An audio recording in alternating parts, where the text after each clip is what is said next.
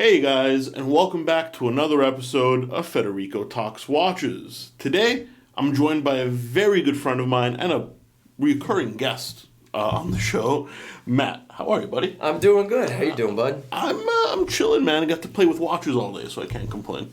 That's a good way to be. And now that we have Matt, which if you may or may not know, Tourbillon001 on Reddit and Instagram and the internet. He's a very well-known Journe collector and collector of many fine watches in general. But we were going to talk today about rarity.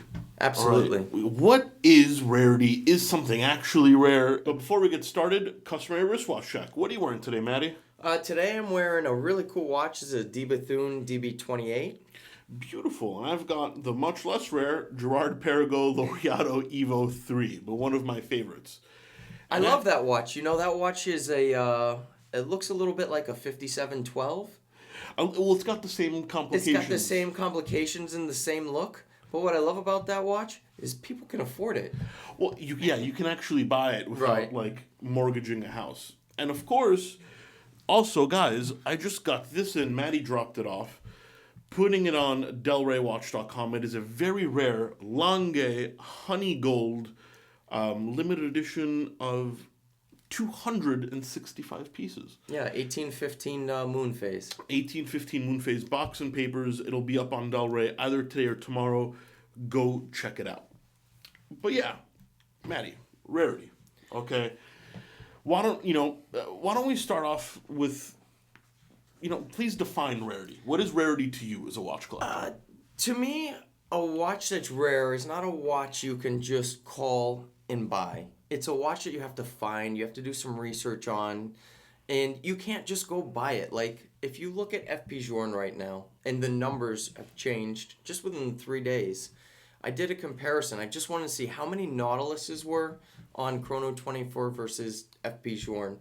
The number was 2,400 and some change for the Nautilus, which means if you just wanted a Nautilus, you had 2,400 options. Well, I think a lot of those dealers, they do ghost listings. Well, that's true. Okay, so say half of those are good, or even a quarter of those are good. Well, I'd say it's closer to 2/3, okay, or 4/5. But okay, let's say half. But you got a 2,500 number there versus an FP Journe. There was 142 when I looked, and we just looked it up 5 minutes ago. There was 129 in 3 days. Yeah, and so basically, let's say 2,400. Let's give Patek an unfair advantage, and let's say it's 1,200 Nautiluses. Sure. Okay, half for ghost listings. There's very few, if any, ghost listings with Journe. I've noticed that, so it's an even bigger unfair advantage. Let's assume they're all real. Right. It's still a ratio of 10 to 1. If you think about it, Journe's company is 20 years old. Mm-hmm. And at the very most, maybe they made 900 watches in a year. And at the current rate, they say they're making 600 to 700 watches a year. Mm-hmm. Patek is probably making 2,000 Nautiluses a year. But, so let me ask you a question, because I'm sure our viewers want to know, even though it's not quote-unquote rare, okay, a 5711... why is it trading at 3x over list? That, I think, is a very different demand than the Journe demand. I think the Journe demand is being driven by collectors. Mm-hmm. If you call another dealer right now and you try and offer them a Journe, they don't know the market. So they're either going to lowball you or not buy it at all. Mm-hmm. There's a few dealers that are actually dealing in Journe, but what's driving the prices of Journe up? I will buy Journe, by the way. If you want to sell some we Journe... We will both buy Journe. Yeah, call us. But I think the reason the price on Journe is going up is because collectors want Journe. Mm-hmm. And the reason the price on Nautiluses went up is because dealers thought they could make really quick flips. So the first guy who bought the 5711 probably made a decent amount of money. He was an end user who flipped it to a dealer. The next dealer will flip it to another dealer who might have a client, and he's making $1,000. But that market is being fueled by dealers buying those watches and taking them out of circulation. So what you're saying is there genuinely are very few Journes, which we assume we saw from Chrono 24, but there are a ton of Nautiluses out there. It's just dealers holding on to it. Absolutely. And The product is there, which means there might be demand for Nautiluses, which there certainly is demand for Nautiluses, but it doesn't make them rare. Because if I want a 5711, I can buy 100 of them today. If I want one of these today, he only made I'll less put a than picture up. 30 of them. And what is that? Just so... I'm just sorry, so you know what? He probably made less than 50 of them because this one is a real low serial, and he actually discontinued it with that bracelet, but he made that for 1 year. So once those end up in collections, It's over. it's over. Then maybe one or two will pop up, and then you'll have to pay whatever that person's asking, but you don't have 100 choices of who you're going to go buy it from. So let me ask you this. Okay, let's give some useful advice to the audience here. What's a 5711 Blue Dial going for now? Pre-owned box and papers, roughly. If we're off a little bit, they're not going to crucify us. Listen, I see guys in our wholesale group asking low 60s for them. Which means for a customer, high 60s. High 60s, yeah. And, you know, I can probably buy one of those if I have a customer, and I can probably pay, you know, mid 50s for it.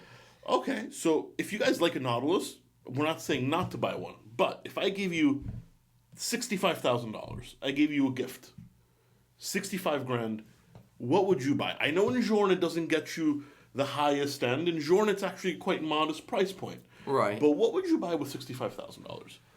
I would definitely buy a Journe, and Any particular one? I think I would find the earliest brass movement Journe that I liked in the best, most complete condition. Mm-hmm. And then I would pay, maybe you pay tomorrow's price for it, but they made 2,000 of those watches ever. And once they're gone, they're gone. And I can tell you, because I sell to a lot of Journe collectors, once a Journe collector has it in his collection, it doesn't come out. He didn't buy it for speculation. He bought it because he really liked it. But what's fantastic about Journe now is other big players are in on Journe now. So now it's actually safe. There are people speculating on Journe, which I wouldn't suggest people do. You should buy it because you love it. Because it's not liquid when you want to get out of it. It's not quick. It's not a quick sell. Right. But what I think about Journe is if you buy the very best example of an early one, as Journe collectors come in, there's only certain amounts of those watches, so only one thing can happen to the price. It can only go up. I guess you're right. Yeah. So, I mean, and what do you think of the longevity of the Nautilus market? You know. I think the Nautilus market is being completely driven by dealers. You've seen the Nautilus market actually drop a little bit because of the Hong Kong situation, you know. Well, between the civil unrest, political unrest, and now the coronavirus. And now the coronavirus, I think that those watches are actually going to start to come down. You've seen them come down because dealers are stocked up on them. If you have 35711s, unless the price is right, you're not buying the fourth one. I'll put it this way. If one of you guys calls Del Rey Watch right now and you want a 5711, you know, I can get you a competitively priced one on the market within, not exaggerating, 3 hours. Probably. Maybe less. Less. 3 hours. If you call me and you want even a common, quote-unquote, common Journe, okay, you want a chronometre Souverain. Sorry about that, FedEx. I understand. FedEx is a great thing. Well, watch deliveries. Yeah, and a tourbillon, you said. Let's not spoil the surprise. Okay, fair enough. You know, one of, I think it's the third tourbillon in our history, but, you know. Well, we'll say no more about it.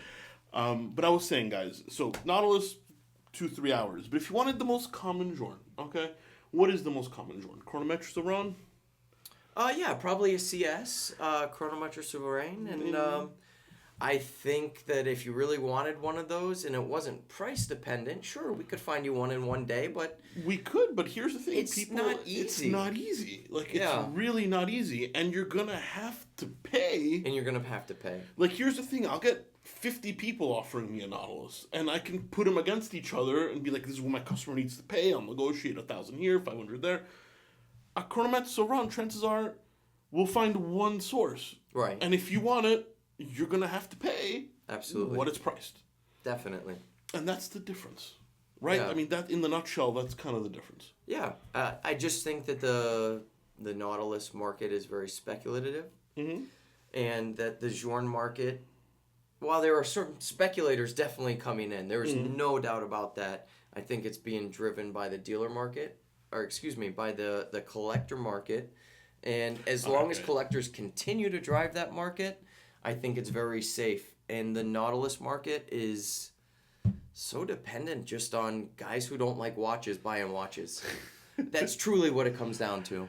Yeah, I mean, this is not a discussion of the merits of whether it's worth that price or not. I made my opinion known more than once. Not really. Listen, I've turned down when the 5711 was easy to get. I turned it down at 17,000, so I don't love it at 60.